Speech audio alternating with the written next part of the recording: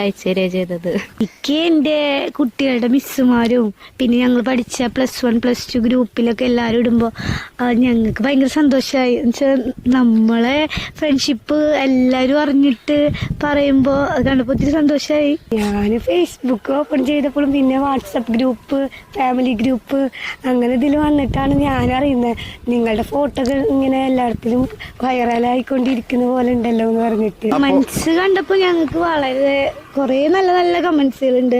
ഞങ്ങളുടെ friendship maintain ചെയ്ത് കൊണ്ടുപോകണ പോലെ തന്നെ ഞങ്ങളുടെ മക്കളും ഇതേപോലെ തന്നെ മെയിൻറ്റെയിൻ ചെയ്ത് കൊണ്ടുപോകണം ഫ്രണ്ട്ഷിപ്പ്.